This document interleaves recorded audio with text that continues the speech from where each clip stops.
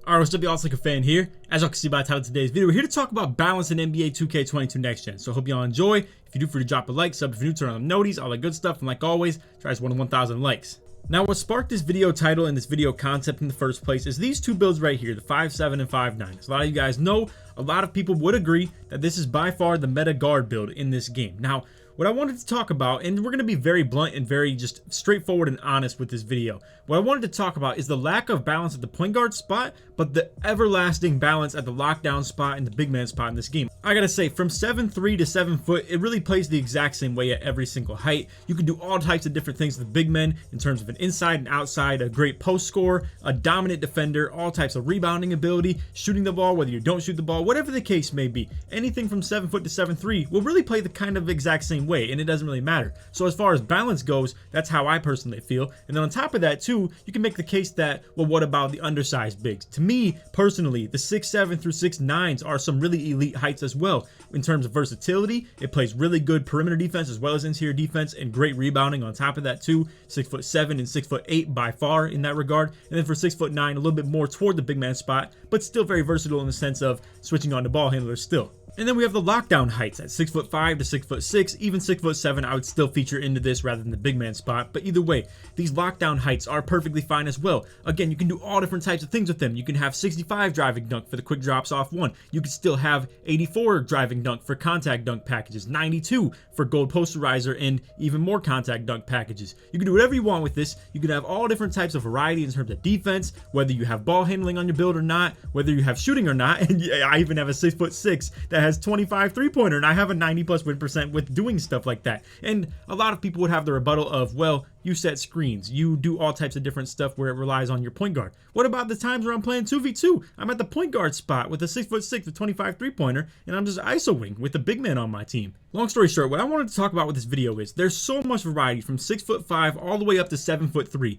Every single height from that range is elite in this game, and you can do whatever you want with it. The one lack of balance that we have in this game is at the point guard spot. I will say anything other than a 5'9" or a 5'7" to me doesn't exactly fit to the same level of play as what these two builds do. So in terms of a 6'1", 6'2", 6'3", even 6'4", and even as a guard, 6'5" isn't elite. I would say this is more of a lockdown height, to be completely honest with you. Now, I do understand for the sake of 2v2, double ISO is very dominant. So if you run like a 6'5" point guard and then like a 6'7" at the big man spot or a 6'8" at the big man spot, then yes, the 6'5" features in as a really good point guard that's very balanced in terms of it can be kind of a do it all type of build where it has really good driving dunk, really good defense while still being able to shoot the ball and still being able to dribble. So I will say one of my favorite heights just in general in this game is definitely at the 6'5". Like I said, it's so balanced and it's so just good at everything, and you can do everything that you want pretty much. And once again, you can make a build that can do everything and then still play as a lockdown again on 3v3, or you can even run two of these guys, the 1 and the 2 spot for threes, and just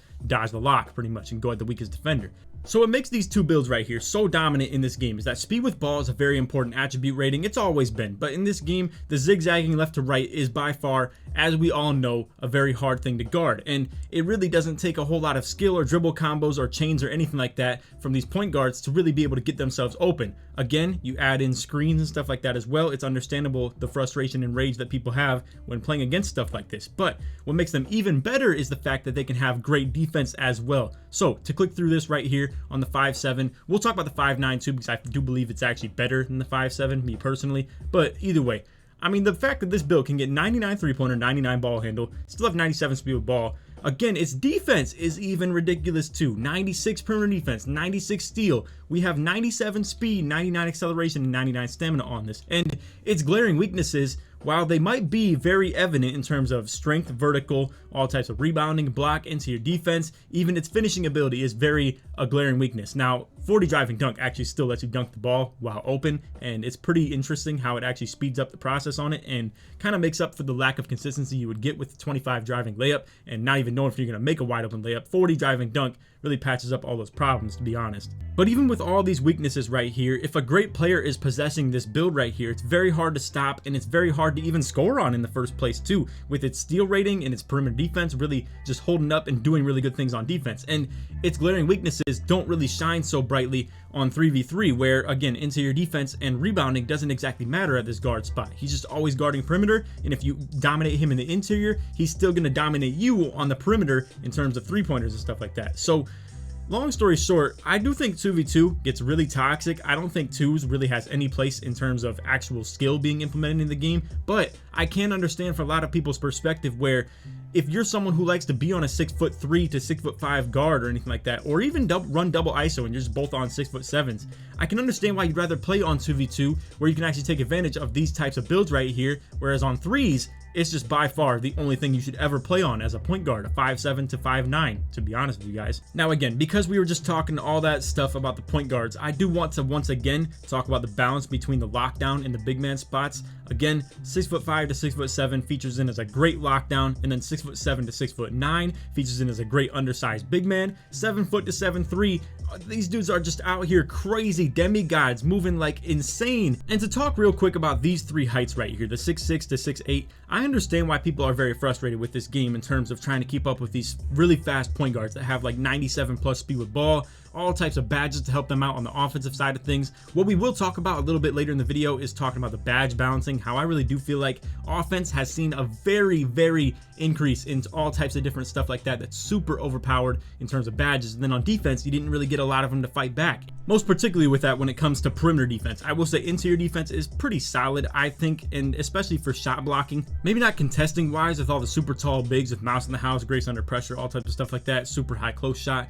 I understand. But for the sake of actually shot blocking and chase downs and stuff like that, defense has definitely been really good so far this year on the interior. But perimeter defense wise, I understand why a lot of people are frustrated with this. It's hard to keep up with these guards sometimes. I will say though, builds like this at the 6'7" or the 6'6", they're very doable in terms of perimeter defense as long as you are playing the right style of D. We made a video on this a couple days ago. If you want to check it out, feel free to. I feel like we put a lot of people on in terms of defensive styles, what you can do in terms of bump steals, corner defense, hedge defense, on-ball defense, where you're trying to push people to be able to defend them properly. I dropped a lot of gems in a video on that. If you guys want to check it out, feel free to. But back to the topic at hand here. I want to talk real quick about lockdown heights. So we were already talking once again about the 6'5" to 6'8" and stuff like that, right? Or even 6'9".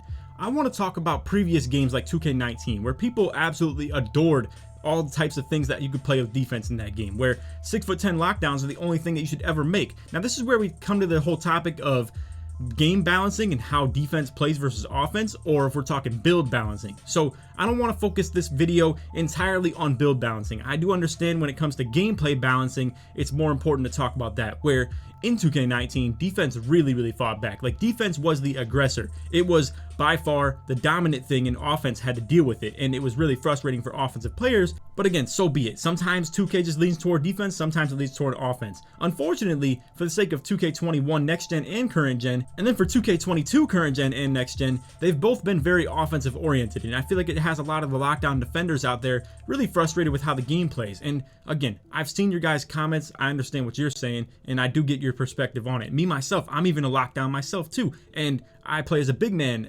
additionally and stuff like that too, and defense is something I've always focused on. I've found a lot of ways that really works for me to play defense on 3v3. I understand there were also some comments talking about 2v2 saying, you know, none of that really translated to it. I understand there's really no good way to play defense in 2s. I mean, there's so much space for people to just cheese all over the place. Literally post scores can dominate, zigzagging point guards can dominate, rim runners can dominate, the double ISO can dominate.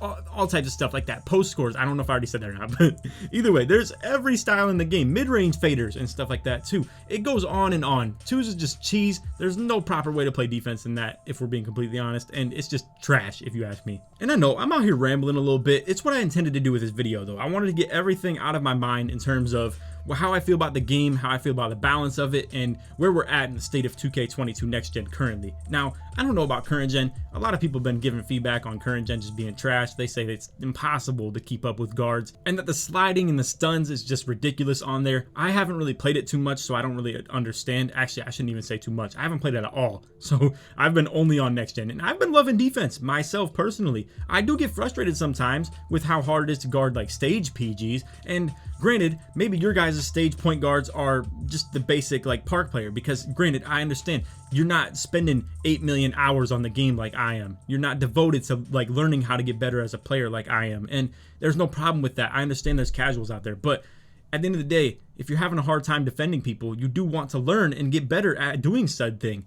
But anyway, we're going to get into talking about some badges real quick. We'll get to the defense versus offense and stuff like that in a bit. But what I really want to talk about first before we get into that is finishing. So notably, there's been a lot of people who have given up on the slasher builds, and understandable. It's pretty easy to upgrade three-pointer in this game. I'm not going to lie though, it's not just complete cake. I mean, you really do have to sacrifice about 7 overall points of your build just to upgrade three-pointer. Then if you want to do mid-range on top of that, it's like 12 total. So understand that some people out there, they maybe had the style of a true slasher back in the day, because there was archetypes, there was, you know, certain like pie charts and stuff like that that we would make, where slashers used to be a thing where you would struggle to shoot the ball, but at the expense of having really good driving dunk. Notably in this game, a lot of people haven't been doing that. Now here's my thing about it, right? As someone who has really mastered the slashing this year, if you ask me, having 99 driving dunk and doing it consistently is glitchy when you get good at it. Like, it really, they added a huge skill gap to slashing this year, if you ask me, where I really mastered it and I was killing it with this stuff in this game. And I haven't played on it as consistently as I want to lately. I've been kind of stuck playing the big man role. It is what it is. I've just been playing with my guards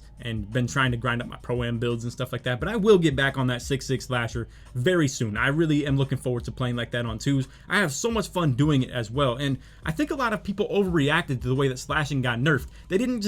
You didn't deal with the struggle that you would have early on trying to learn that dunk meter, learn the timing. There is a little bit of delay on it too. It is kind of trash, I'm not gonna lie, it's pretty whack. But realistically, you can overcome all that stuff and still be an elite slasher in 2K22 Next Gen. It is really crazy how well you can dunk with that dunk meter holding down on the right stick with really high driving dunk, posterizer, all types of stuff like that. Again, like I said, I am killing stuff on twos with 99 driving dunk and 25 three-pointer on a 6'6" build. I mean, it's by no means an elite build for a lot of people, but for me, it's exactly what I wanted. And again, this is where I'm talking about balance. You can really make whatever build you want in this game, and I promise you it's going to be good enough if you learn how to do it. Now, if we're talking like at the guard spot, it's a little bit different of a situation. Like we were talking about, I think 5'7" to 5'9" is by far the best height you can do it for. But if you're someone who doesn't fit that style, if you're not just a zigzagging outside point guard, and in the past you've wanted to be like kind of a BP build in the past where it was the green and blue pie chart, or you want it to be a mix of offense where you have good finishing, good shooting, and good playmaking,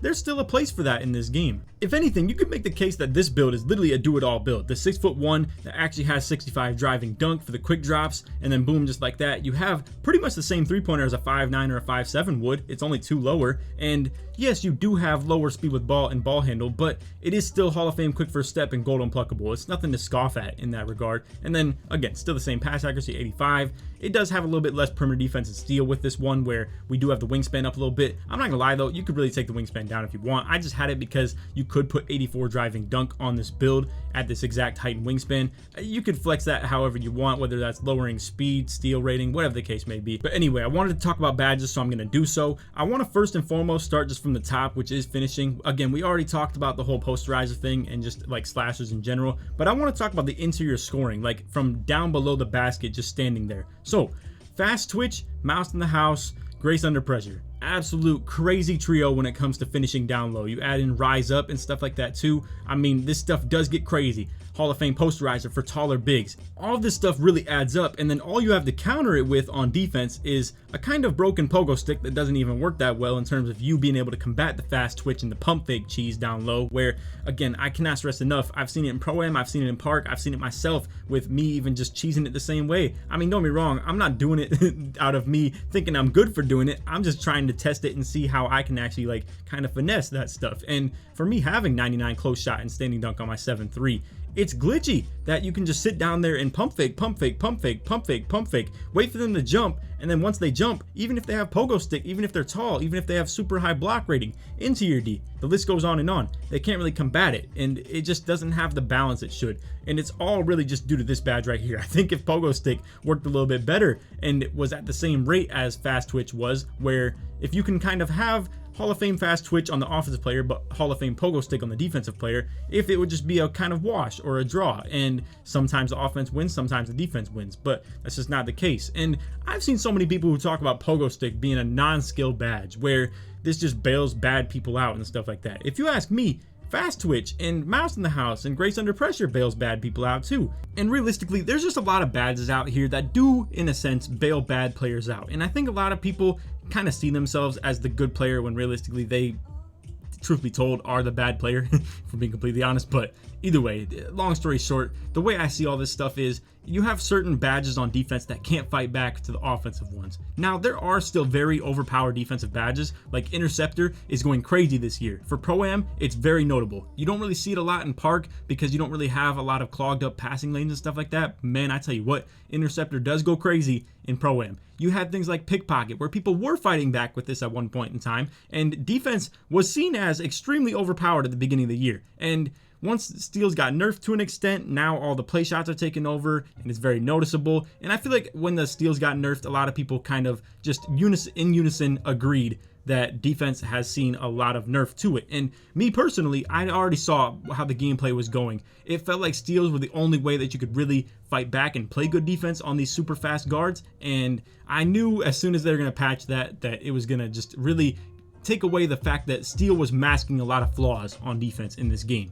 Now again, I don't want to just keep on repeating the exact same thing over and over and over again, but I have definitely learned how to play some pretty good defense in this game. It all is as a team on 3v3, Pro-Am, whatever the case may be. There's a lot of just team unison things that you can work together with your guys and play some elite defense in this game and really shut down some of these guards. And I really do suggest you guys check that video out of me talking about how to lock down the left-right cheese. I promise you, it's well worth your time. It was only like a 16-minute video and it's dropping gems after gem after gem. But anyway, last thing I want to talk about, we're just going to compare the playmaking badges and the shooting badges to the defense, and I promise I'm not getting off target with this one. So anyway, Menace is one that I wish was a little bit better. I thought that it was going to be kind of an intimidator in a sense, where it would be dropping people's ball handle ratings. It would make it so it would be hard for people to shoot contested shots on you. I think if Menace and Clamps just worked the way that I want them to, where if Clamps actually made you move faster laterally rather than only cutting offensive players off or hip riding, so to say, it'd really make it a whole lot better if you ask me. If Clamps was actually a boost to your lateral quickness, lockdown defenders out there would love it. Honestly, again, with Menace, dropping their actual attribute ratings when you're on them would be very convenient rather than feeling like it's just a trapper badge, honestly. Pickpocket and Pick Dodger, again, I feel like we were in a bad spot, honestly. I don't think defense should only rely on pickpocket steals. They're really RNG, if you ask me, where it's random number generated, if anybody doesn't know what that means. But it really just feels like if you press X, you're just hoping that it goes well. There's no strategic game plan to it. There's no strategy to it. It's literally just tap X, hope it steals the ball. That's stupid if you ask me. I think bump steals are by far the more skill-oriented thing, but I do think you still need steal rating and pickpocket to do the bump steals. One badge that has really changed the game for me in terms of on-ball defense and watching my other guards or lockdowns when I'm playing the big man spot play on-ball defense, ankle braces is huge for stopping tight handles and just getting stunned and stuff like that. Obviously, if you played this game, I don't think ankle breakers are really the problem. I don't think people are just spamming ankle breakers and you're just on the ground and can't do anything. But in a sense, again, tight handles has been really tough to deal with if you don't have the ankle braces on. And I would definitely recommend put ankle braces as high as you possibly can. But here's where we talk about all the extremely overpowered playmaking badges. So we have handles for days that lets these guys just dribble around as long as they want. It's pretty simple, right? I mean, this never used to be a thing before 2K20, I believe. Even maybe 19, I think is maybe when it was introduced. But either way, it used to just be stamina, and it was as simple as that. But now you have handles for days. You have things like quick first step and quick chain that are huge for guards, like, you know, either doing the combos and stuff like that, dribbling very quickly and getting out of their size ups. You have unpluckable, which kind of resist the steals, obviously, as well. Again, tight handles, stunning people. Bullet passer is extremely good, and I think this is a reasonable badge to put in the game. I think overall, it actually gave a pretty good reason to upgrade pass accuracy, whereas back in the day, I mean, people would just not upgrade their pass accuracy, and it really wasn't that big a deal in Park. I mean, for Pro-Am, you did still need it. It was pretty important, but realistically, people neglected this attribute rating for a long time. I think it was a really good idea for them to implement Bullet Passer. It's really just a good addition to the game, if you ask me. Now here's where we get to the real difficulty of this game right here. So it used to be more so it was hard to contest people. Now they're actually getting good at getting themselves open. So open jump shots are really the big issue, if you ask me, where things like Sniper and Hot Zone Hunter, everything really just stacks up on top of each other. I mean, the list goes on and on and on. Stop and Pop, Sniper, Hot Zone Hunter. You got things like Deadeye, Mismatch Expert, and Blinders to negate contest or hit more contested shots. You have badges like even Circus 3s, where it's already hard to keep up with them if they're sprinting, and then on top of that, now they're just fading on top of you having a hard time keeping up with them. So here's my thing. Once again, it all comes down to strategy on defense. You on this build right here with 81 speed cannot keep up with people who have 97 speed with ball if you're playing head up defense. If you're just trying to stick your man, it's not going to be as simple as that. However, what you can do is force them into certain spots or force your hedge defender into a certain spot as well. And you as an on-ball defender can pretty much know what you're giving up to that offensive player. And when you know what you're giving up to that offensive player, you can use that to your advantage and lead them to that area and know that that's what you're going for. So for instance, if you're just going to lead them to the paint and go for the chase down block, that's obvious, right? That's the first thing you definitely want to do if you're guarding one of these midget guards. But the thing is, they're not going to do that. You already know. They're just going to be running around the three-point line all day. They're not going inside that three-point line. So that's one thing that you definitely know they're not doing, so you don't even have to worry about them driving so much. Now, this is where I say if you can box them into a certain area, then you can actually play for those jump contests. You can not look stupid when you're doing it, and if you're doing it at the right times, you're having a really good time contesting shots when doing jump contests and stuff like that too. It just takes a lot of strategy and knowing what you're doing on this game, if you ask me. I will say, I thought this one was very casual friendly, but really what it is, it's kind of like fake casual friendly. It's really friendly to the people who think that they're good and want to be good and really wouldn't be good in a lot of other games. But for the actual casuals out there who haven't really taken the time to really learn how to dribble the ball, and I'm not gonna lie though, it's really not that hard. I mean, you can just sprint. It's as simple as that. But for the real casuals out there, they're having a hard time guarding people like this. When sweats like me, or people who are studying the game a little bit more deeply on defense, they're really finding ways to defend people, and there are ways. I promise you, you can defend these guards if you're doing it the right way. But anyway, man, again, this is just me kind of just raw, real rant. It's just me going off on a tangent and letting off everything in my brain and just explaining how I feel about the game, how I feel about the balance of it. One last time, again, to talk about the builds. I do feel like we're in a pretty good space in terms of build balance, where, again, you guys can sit here and talk about the whole, oh, this is so trash that a 5'7 guard and a 5'9 guard are the meta. But when has this ever been good in previous games? These builds used to be troll builds. They used to be something that you would just meme for. I mean, coming out here with a 5'7 was an absolute troll. If you want to talk about 2K17, there were 6'10 point forwards with the same speed with ball as a 5'7 point guard. If you were a playmaker or a point forward, didn't matter. Literally 10 inches of height, 12 inches of height. It did not matter. You could literally have the same exact speed with ball on a super tall point forward. Game was broken, but people loved it, and it was so arcadey and stuff like that too. And realistically, again, these small guards have never seen any love in any game, and this is the first game they've actually been usable.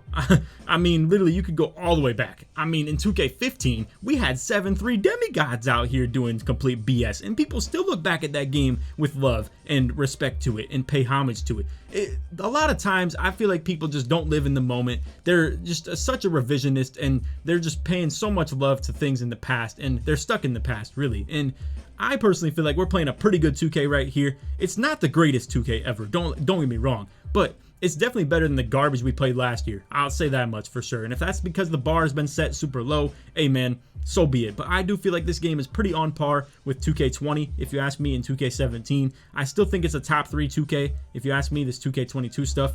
And honestly, I'm having a lot of fun still playing it, and I hope that you guys can give it a little bit of consideration as well, and maybe not write it off too soon. Again, I'm trying to put out some defensive tips and stuff like that too to help you guys, and if I can do my part and help in defense a little bit for the community, I'm definitely trying to do so. So I will get to doing that stuff very soon. I'll be breaking down a full breakdown on defense shortly. But hey man, anyway, that's all for the video. I hope y'all enjoyed. If you did, drop a like, sub if you're new, turn on the noties, all that good stuff. And like always, like I said, let's try to 1,000 likes.